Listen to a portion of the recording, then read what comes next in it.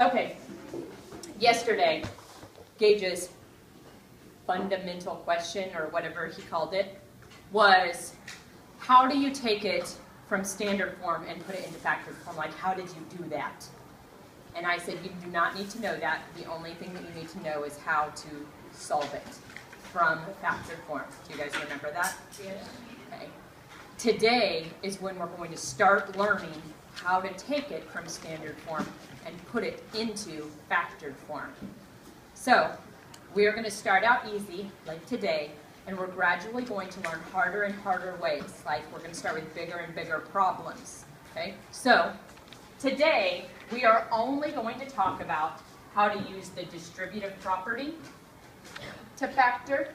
That's the verb, to factor, means to put it into factored form. Okay? And we're going to be using the distributive property to factor out the GCF. Do you guys remember GCF? Greatest common factor. That was actually on your homework last night, like starting on like maybe 19, or no, 30 something, 27, 28, 29, who cares? I'm finding the greatest common factor. I actually kind of think of it as undistributing. We're finding what did they just distribute in, and we're going to pull that back out. Okay, so here's some examples. It says factor each polynomial. When it says the word factor, that means rewrite this in factored form. So right now it's on standard form. How do I know that this is standard form? Because that has an exponent. Well, sometimes factored form has an exponent, so that's not exactly the reason. Does any... Is the exponents Well, not exactly. Because we're adding. What does factored form look like? What does it have to be written as? A multiplication problem. Okay? This is an addition problem. We want to rewrite it as multiplication. So we want to rewrite it with parentheses and something on the outside that's being multiplied by something on the inside. This is what's going to be factored form. We're going to rewrite it as a multiplication problem. So we kind of have to ask ourselves, what number was multiplied into these two numbers? What's the largest number that could have been on the outside of parentheses? 2. 2 goes into both of those. So I could rewrite this with the 2 on the outside.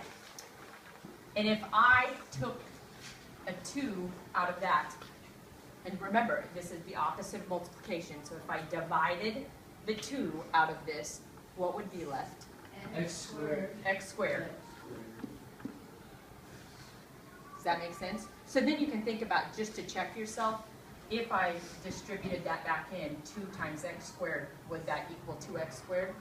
Yes. Okay. If I divided a 2 out of 18, what would be left? 9.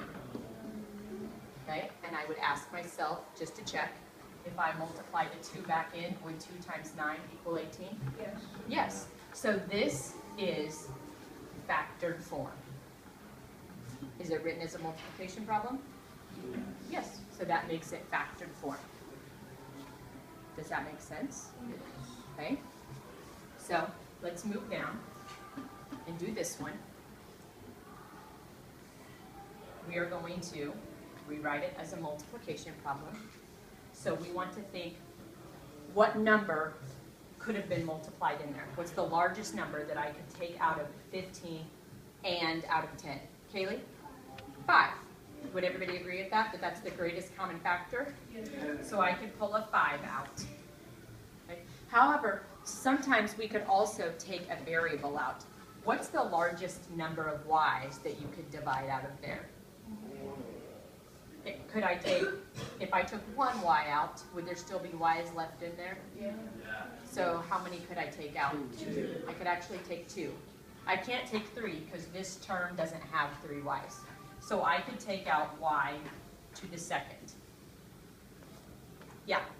Unlike the one on the top, could we have taken the x out? No, because they're actually, did you guys hear his question? Could we have taken an x out of here? Were there any x's in this term?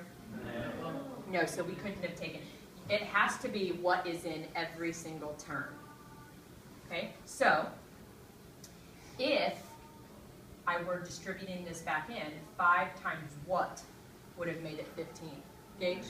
3. 3y, because I also have to end up with 3 y's here, because it's y to the third. So there's still a y left.